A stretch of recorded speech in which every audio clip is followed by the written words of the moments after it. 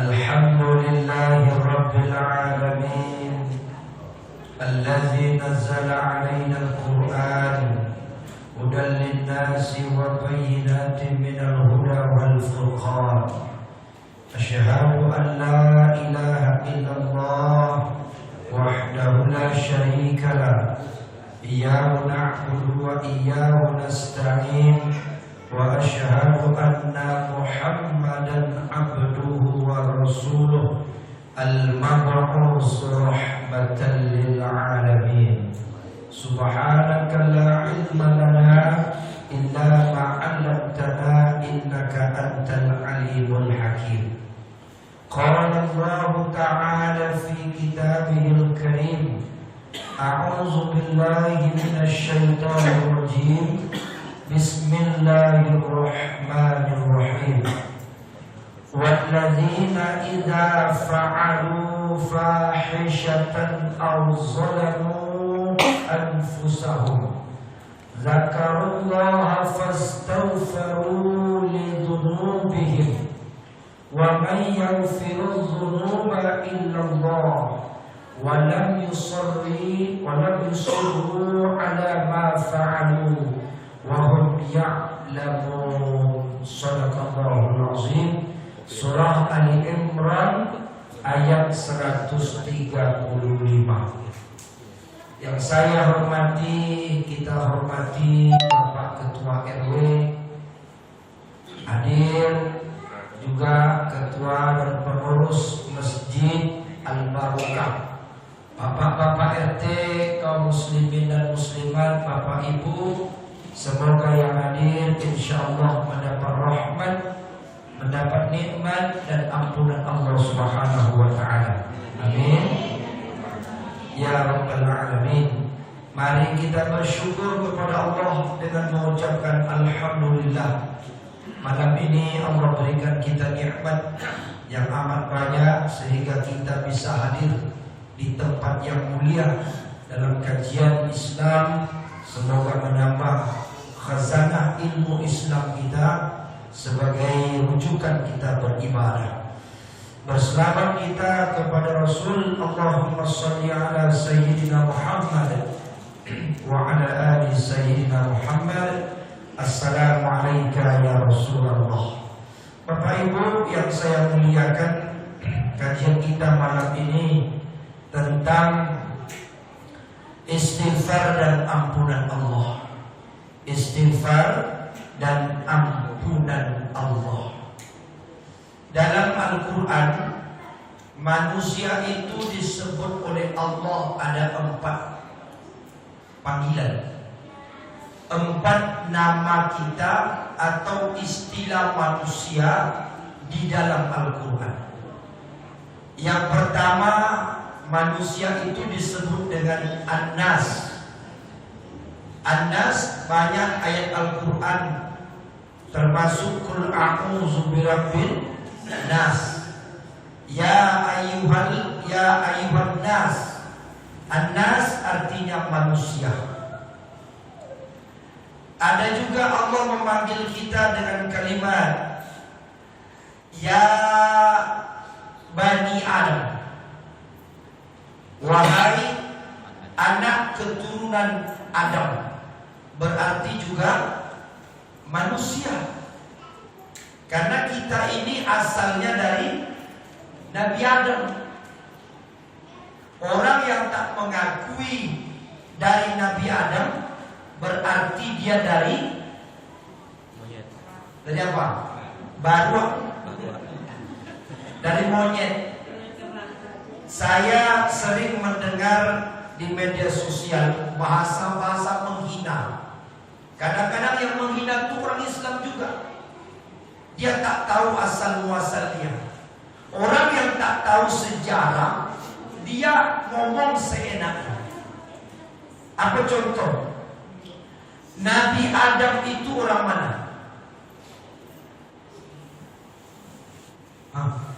Siapa yang bingung? Nabi Adam itu orang mana? Orang Arab. Memang diciptakan di surga, tapi Allah pindahkan ke Arab, Mekah. diturunkan dari surga itu ke Hindustan. Hawa diturunkan di Jeddah. Qadarullah bertemu di Arafah, di sebuah bukit namanya Jabal Rahmah. Jabal Rahmah itu artinya bukit kasih sayang, karena bertemu Adam dan Hawa selama 40 tahun cari mencari. Setelah bertemu, Adam dan Hawa tinggal di Mekah, hidup di Mekah, berkeluarga di Mekah, lalu berkembang biaklah manusia di Mekah, sampai kepada keturunannya, sampai ke kita. Kita ini asalnya dari orang Arab, maka Nabi Adam itu berbahasa Arab. Jadi asal kita ini orang Arab. Jadi kalau orang bertanya, bapak keturunan mana? Arab. Hidung saja yang pesek. Arab maklum. Iya kan? Arab maklum, hidung saja yang pesek. Itu dipengaruhi oleh banyak faktor. Bisa lingkungan, bisa tempat tinggal, bisa udara, bisa kondisi dan sebagainya. Itu sejak berpisah keturunan itu berpencar sejak zaman Nabi Nuh. Nabi Nuh punya anak selain Kan'an yang kafir, anak Nabi Nuh yang lain dari istri yang lain punya anak 3 orang berpencar. Ada yang ke India, ada yang ke Eropa, ada yang ke Asia. Akasia adalah bentuk-bentuk Cina. Itu dari keturunan Nabi Nuh. Dari India, perpaduan Cina dan India, dan orang-orang seperti kita. Kita ini berasal dari keturunan dari situ. Kenapa orang Barat, orang Eropa, orang Amerika mancung-mancung hidungnya putih-putih? Pengaruh wilayah. Kenapa orang negro hitam-hitam? Pengaruh wilayah. Pengaruh dari udara. Gurun pasir yang hari panas. Kalau bapak ibu mau seperti orang negro, panas tiap hari. Ya kan? Kenapa rambutnya keriting-keriting? Pengaruh udara. Jadi pengaruh itu berbentuk-bentuk. Tapi kita asalnya orang Mekah. Yang istilah orang sekarang jadi hinaan kadrun. Tahu kadrun bapak ibu? Kadal gurun. Hah? Kadal gurun. Kan banyak itu hinaan. Oh dia tuh kadrun. Yang ngomong tuh orang Islam. Dia tidak tahu kita ini memang dari gurun semua. Kita ini keturunan orang Arab, aslinya orang Mekah. Maka siapa yang menghina kadrun, dia bukan berasal dari Mekah. Kalau bukan berasal dari Mekah, berarti bukan keturunan Bani Adam. Kalau bukan keturunan Bani Adam, berarti dia bukan manusia. Berarti dia punya nenek moyang bernama Baru. Monyet. Kata siapa? Teori Darwin. Manusia itu berasal dari 2. Konsep asal manusia itu dari 2 asalnya. Asal pertama dari Al-Quran mengatakan asal manusia dari Adam. Yang setuju dari Adam namanya kadrun. Dari gurun semua. Yang kedua, kalau dia tak mengakui kita dari gurun, dari orang Arab, berarti asal muasal manusia ambil teori kedua, yaitu teori Darwin, keturunan monyet. Maka siapa yang menghina kadrun, dia monyet. Baru. Ya kan? Ada sedikit orang berbentuk orang Mekah, orang Arab. Ngapain pakai jubah? Kadrun. Ngapain kita berpakaian orang-orang Arab, pakai jenggot kayak orang Mekah? Kadrun. Kita tuh dari kadrun. Kita tuh semua dari gurun. Keturunan Nabi Adam alaihissalam disebut Bani Adam. Jadi banyak sekarang ini, bahkan beberapa tahun ini selalu menghina orang Islam. Asal pakai jubah disebut sosok orang Arab. Kita memang berasal dari orang Arab. Asal keturunan kita tuh orang Arab. Nabi Adam alaihissalam disebutlah ya Bani Adam, hai anak keturunan Adam. Atau kita pilih keturunan monyet. Silakan bapak-bapak yang merasa keturunan kadrun, keturunan dari Nabi Adam, silakan tetap di masjid. Yang merasa keturunan monyet, silakan keluar. Ini khusus untuk orang Bani Adam saja. Ya. Jadi Bapak Ibu, orang tak tahu asal muasal enak menghina orang Arab. Apa itu dia orang Arab? Apa itu dia orang kadrun? Itu penghinaan asal muasal kita.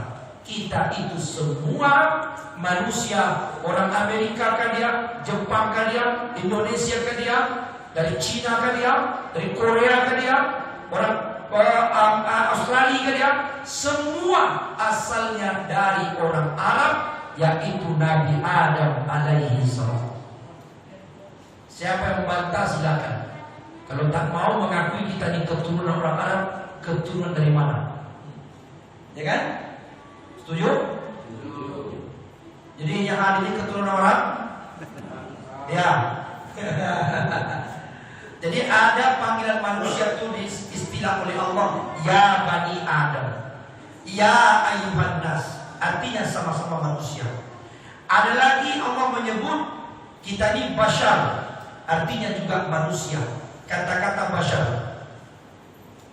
apa kata Allah dalam Al-Quran? Kul innama ana basyarum mislukum yuha. Surat Al-Kahfi ayat yang terakhir 110. Tepat malam Jumat banyak baca surat Al-Kahfi, surat Yasin dan sebagainya. Katakanlah Muhammad, sesungguhnya aku ini, kata Allah kepada Muhammad itu ana basyarum mislukum. Aku ini, kata Rasulullah, manusia seperti kamu. Yuha, yang diberikan wahyu. Jadi basyar itu juga artinya manusia. Ada yang keempat, namanya al-insan. Banyak surat tentang al-insan. Wal asr, innal insan, sesungguhnya manusia. Laqad khalaqnal insan, sesungguhnya manusia itu kami ciptakan fi ahsani taqwim, sebaik-baik penciptaan. Jadi kita ini punya 4 nama kita dalam Al-Quran oleh Allah.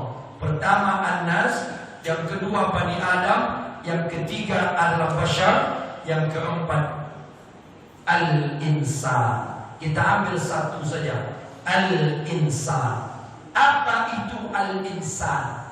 Al-Insan itu kalau kita buka asal katanya atau akar katanya adalah nasia.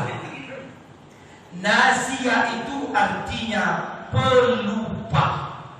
Pelupa itu artinya cenderung berbuat salah, berbuat dosa. Kata Rasulullah, innal insan khata'in wan nasiyah. Manusia itu sebenarnya tempat salah dan lupa. Asbab kita ini pelupa, cenderunglah kita salah dan keliru. Maka sering disebut oleh kita dalam kehidupan sehari-hari, maklumlah Pak Ustaz, namanya juga manusia. Kan begitu? Ketika kita berbuat salah kan, lalu kita membela diri, maklumlah kita ini manusia. Lalu datanglah kalimat-kalimat peribahasa, tak ada gading yang tak retak, tak ada manusia yang tak bersalah. Sekarang ditambah lagi Pak, tak ada bangunan yang tak retak. Jadi kalau banyak rumah retak-retak itu tanda bangunan. Jangan salahkan tukang, memang istilah yang begitu. Tak ada bangunan yang tidak retak. Nanti tukang salah, kau retak Pak tukang? Tak ada bangunan yang tak retak. Tak ada manusia yang tak salah. Begitulah kelemahan kita, begitulah dhaifnya manusia. Lalu Nabi mengatakan, kullu bani Adam khata', khairul khata'in at-tawwabun. Setiap manusia itu tempatnya dosa dan salah, lupa dan khilaf. Tetapi sebaik-baik manusia yang berdosa, khairul khata'in, sebaik-baik manusia yang lupa, yang salah, at-tawwabun, mereka yang bertaubat. Bagaimana cara bertaubat kita? Ada 3. Taubat pertama dengan qauliyah, itulah dia istighfar. Taubat kedua namanya fi'liyah, itulah dia perbuatan amal soleh.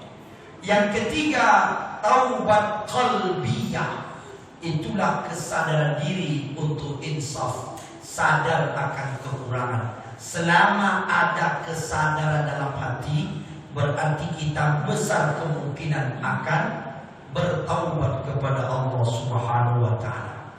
Kita mulai dari pertama, istighfar. Istighfar itu adalah salah satu cara awal kita minta ampun pada Allah atas dosa-dosa kita.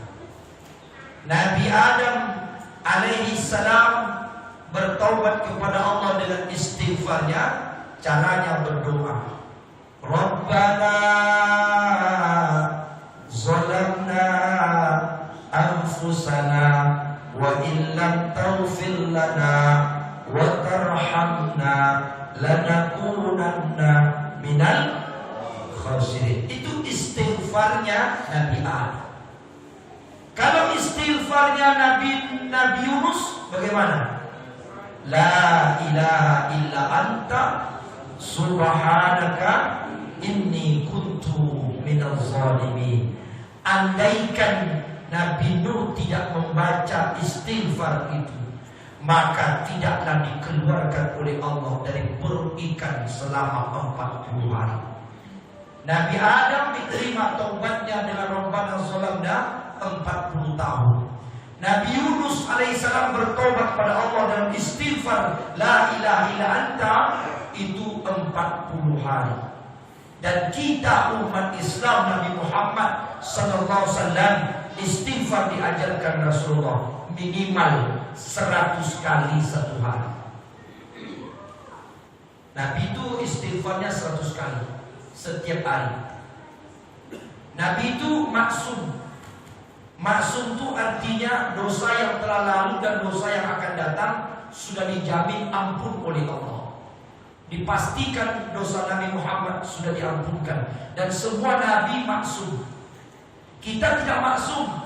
Kita punya dosa yang mesti ada ikhtiar untuk minta ampun pada Allah dan bertobat. Caranya istighfar. Yang pertama, istighfar pada Allah Subhanahu wa ta'ala. Minimal istighfar kita 100 kali. Kalau yang kita baca setiap habis sholat, istighfar kita itu minta ampun beda.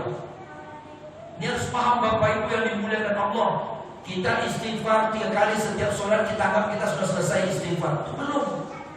Istighfarnya selesai sholat 3 kali dikali 5 kali sehari semalam atau 15 kali, itu minta ampun, bukan dosa-dosa di luar sholat. Jangan salah paham. Maka karena itu selesai kita sholat langsung istighfar 3 kali.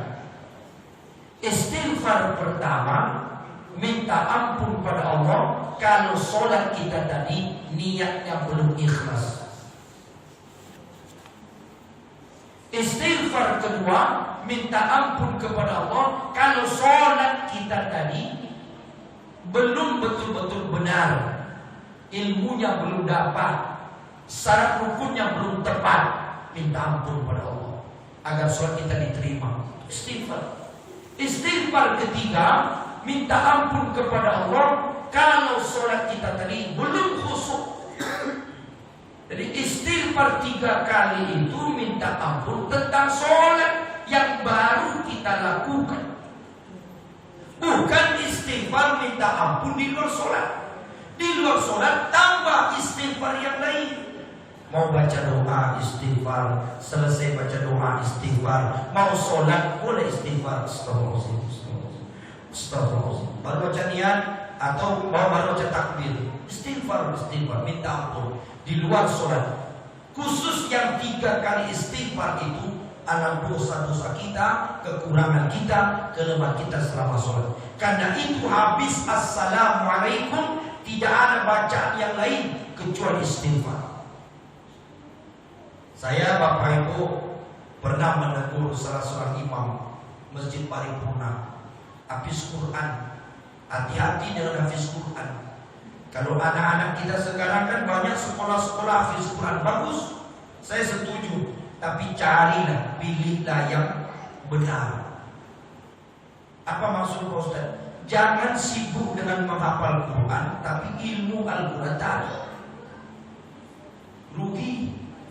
Ada yang hafal Quran 10 juz, 20 juz, 30 juz, tapi isinya, ilmunya, fikihnya, akidahnya, ilmu tauhidnya lemah, rugi. Cari sekolah pesantren yang sekolahnya itu belajar kurikulum lengkap, ada hafiz Qurannya. Mantap. Tapi kalau hanya hafiz saja setiap hari menghafal, ilmu tak ada, bahaya. Kejadian tuh Bapak Ibu di Pekanbaru ini, habis Quran jadi imam 30 juz. Ya namanya juga manusia. Nah, kan namanya juga manusia, kadang-kadang lupa.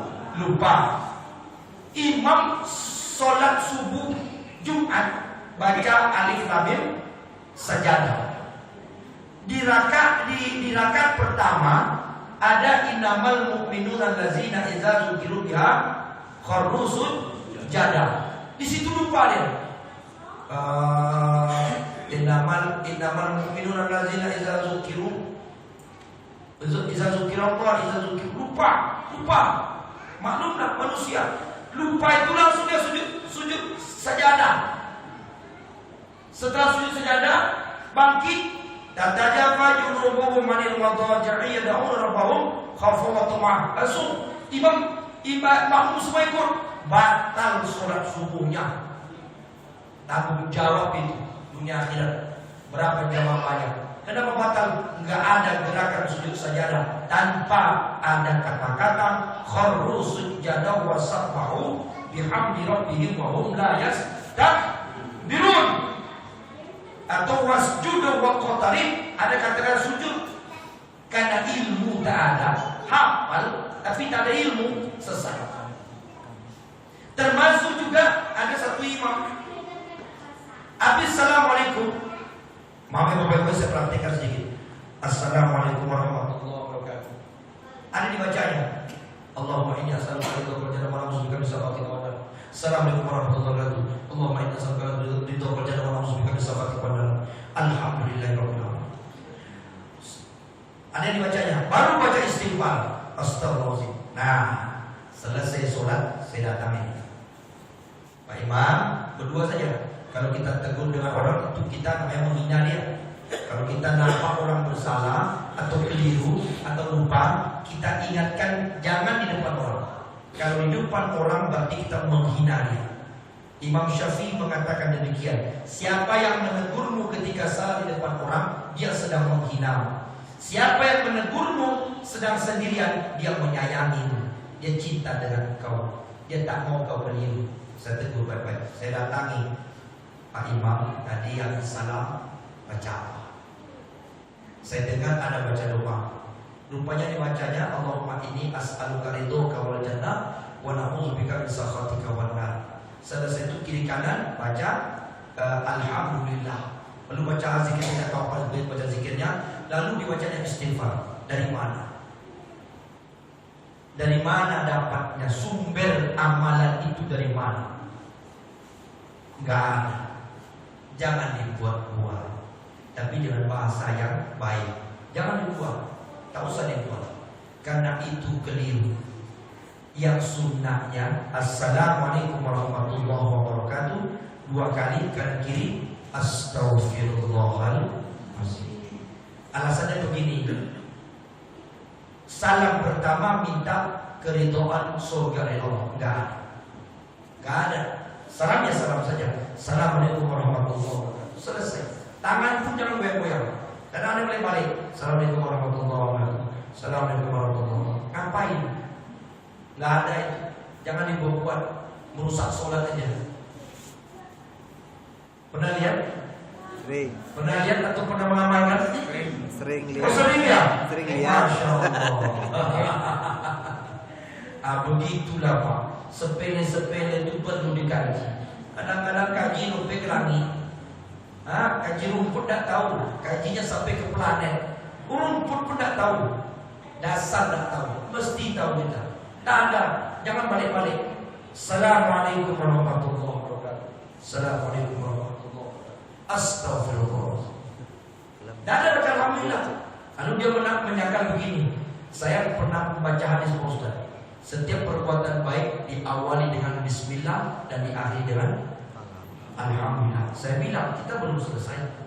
Masih ada zikir, masih ada doa, baru ditutup dengan walhamdulillahirabbil alamin. Sebab orang yang sholat tak berzikir, tak baca doa, sombong. Tak boleh. Assalamualaikum warahmatullahi wabarakatuh. Pulang, keluar, tak boleh. Walaupun sunnah, tapi dianggap al-mutakabbir, orang yang sombong.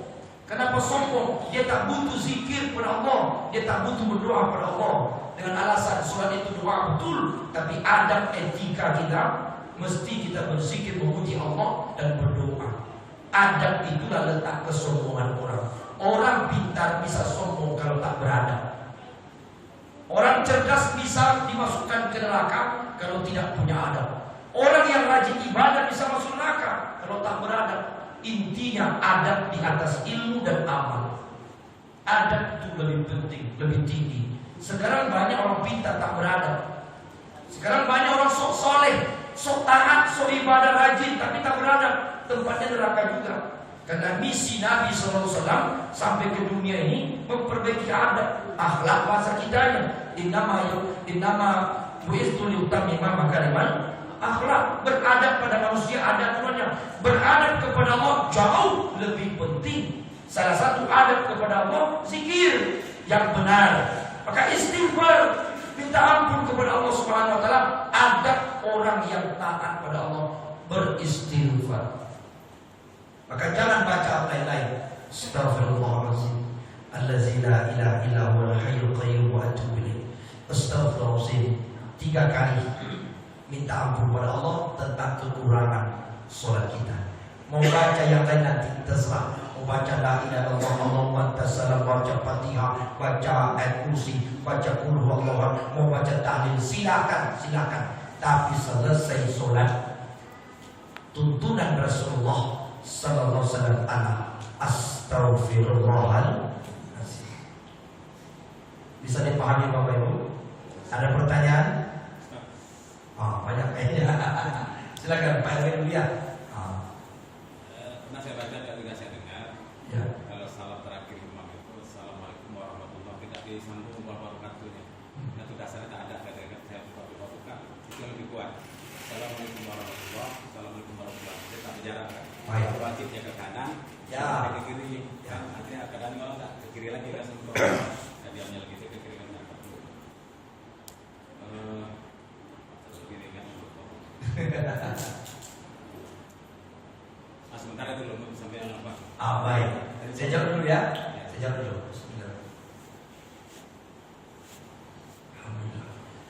Hukum membaca assalamualaikum itu yang wajibnya sampai kum. Assalamualaikum. Dah selesai. Maka ketika kita bertemu imam sholat berjamaah, sebelum membaca assalamualaikum kita masih bisa sholat berjamaah. Imam sedang duduk tahiyat akhir, kita masuk belum baca assalamualaikum, belum sampai ke lakum, baru baca assalam, Allahu akbar, takbir, cuma sudah dapat kita rakaat berjamaah. Tapi sampai kum selesai sholat. Kalau mau ditambah warahmatullah silakan. Kalau mau lengkap warahmatullahi wabarakatuh, sunnah, tak wajib, sunnah. Jadi wajib itu sebenarnya sampai assalamualaikum. Itu pun sebelah kanan, sebelah kiri hukumnya sunnah. Tapi jangan mentang-mentang sunnah sejak dengan ceramah nih, assalamualaikum, pulang. Yang biasa kita lakukan amal kan, ya. Begitu kira-kira Pak Erwin ya. Assalamualaikum itu, ini maaf nih kalau saya pernah saya kepikirin, tinggal mikir ya. Itu kebanyakan ya assalamualaikum warahmatullahi wabarakatuh. Assalamualaikum di sana ada orang. Assalamualaikum warahmatullahi. Assalamualaikum warahmatullahi wabarakatuh. Itu memang ke kanan. Jadi assalamualaikum itu untuk jamaah sebelah kanan, tetangga sebelah kanan. Warahmatullahi. Assalamualaikum. Assalamualaikum warahmatullahi. Kurni ke depan dia nggak mulai aja. Jadi ini Kiai Hamid Sulaiman. Betul. Kajian fikihnya. Ya. Saya akan ikut pengajian itu. Betul. Saya berikan untuk sekarang. Begitu kita perhatikan, termasuk juga banyak ustaz yang Assalamualaikum warahmatullahi gitu ya. Betul. Itu koreksi kita. Bagus. Sunnahnya kum itu kan artinya kamu. Kamu itu siapa? Orang yang ada di sekitar kanan dan kiri. Itu fikihnya. Kalau filsafatnya makna assalamualaikum itu adalah orang yang berada di kanan kiri kita selamat oleh mulut dan perbuatan kita. Itu makna hakikatnya. Maka orang yang sholat itu mulutnya terjaga untuk mencelakakan orang yang hidup di sekitar kanan kiri kita. Maka lahirlah orang-orang baik. Sebab itu kalimat assalam adalah selamat. Kata-kata salam selamat. Kalau difikirkan selamat atas engkau, hai saudaraku yang sebelah kanan. Selamat saudaraku yang sebelah kiri. Bukan saja lahiriah yang mesti orang di sebelah kanan kita ini saja. Bagaimana kalau kita sholat di sudut? Siapa kum di sudut di dinding itu? Ya kan? Jadi jangan kita pahami lahiriahnya saja. Memang secara fikih kum di sana itu kamu dan kamu sebelah kanan kiri. Tapi bagaimana kalau kita berada dalam dinding? Siapa kum ini? Assalamualaikum. Apa dinding? Tembok.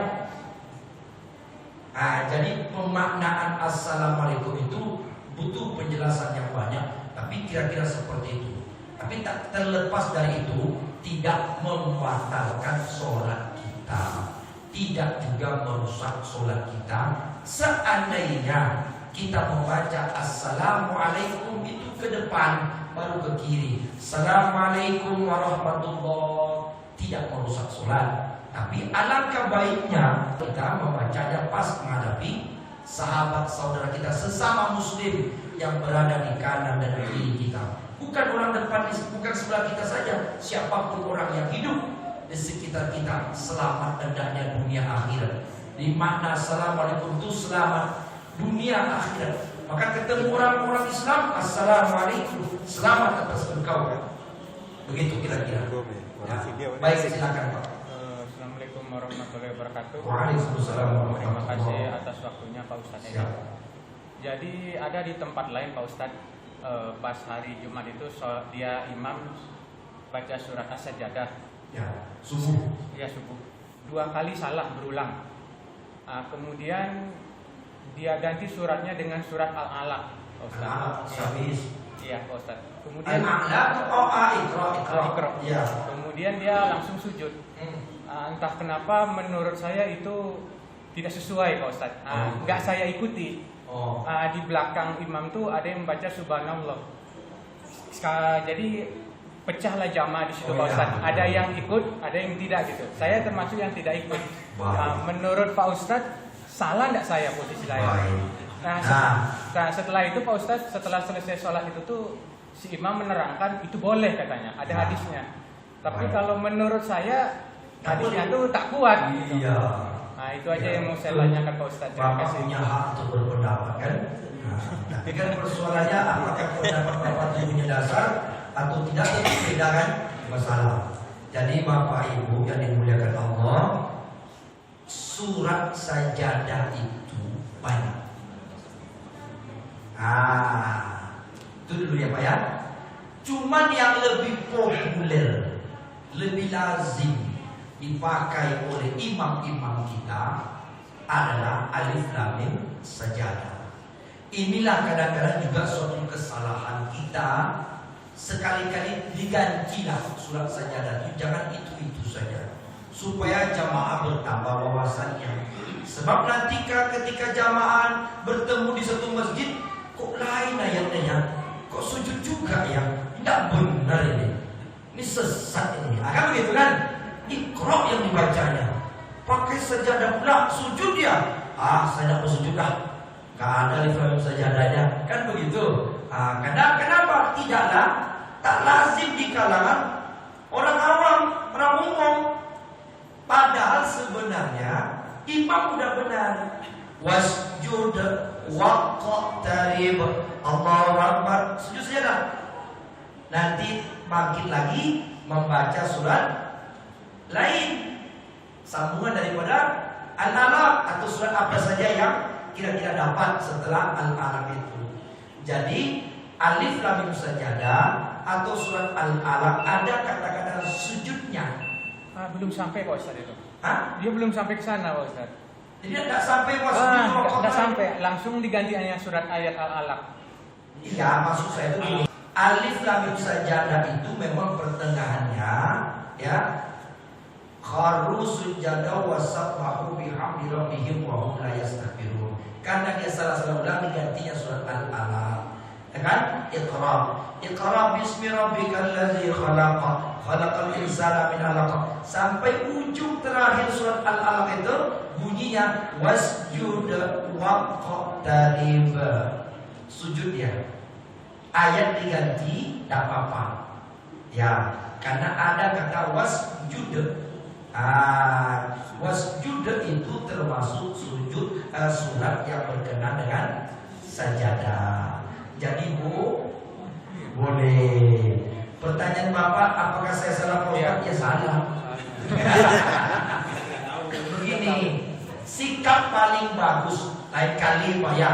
Kalau kita kurang mengetahui ilmu, anggap sajalah kita tak banyak tahu. Tapi ada sikap, ya, ada pengetahuan, ada sikap, itu beda. Kalau sepengetahuan kita itu terbatas, karena tak semua kita tahu. Tapi kalau sikap itu tak terbatas. Apa sikap kita Bapak Ibu? Sikap kita ala sami'na wa ata'na, makmum imam. Apa arti imam? Pemimpin. Diikuti. Apa arti makmum? Mengikuti. Kalau imam salah, kita ikuti, ternyata kita juga salah, yang berdosa siapa? Imam. Bapak takkan salah, takkan rusak soal Bapak, karena prinsipnya begitu. Oh terserah imam lah, pokoknya dia begitu, ikuti saja. Ikuti sampai selesai sholat. Jangan dibantah. Jangan dibantah. Selama proses sholat itu berlangsung, jangan membantah imam. Ternyata imam salah, ikuti saja. Seperti rakaat imam salah, sudah ditegur, subhanallah, imam terus lanjutkan, ikuti saja. Memang begitu sikap kita. Jadi yang mengatakan, siapa yang mengatakan ada teman mengatakan subhanallah, dia tak tahu, so tahu. Iya kan? Subhanallah, kata orang gitu kan? Ada yang menegur Pak Ustaz subhanallah, dia tak tahu sebenarnya, tapi so tahu. Dia tegur imam, sebenarnya imam benar, dia merasa imam salah. Ini sikap yang salah. Sikap yang benar itu ikuti saja. Ikuti sampai selesai.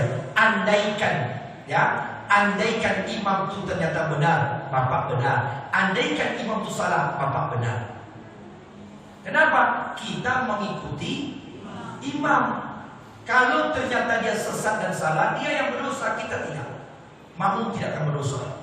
Makmum tidak dibebani dosa sedikit pun andaikan imam salah dan keliru. Karena imam bertanggung jawab atas semua makmum yang dipimpinnya.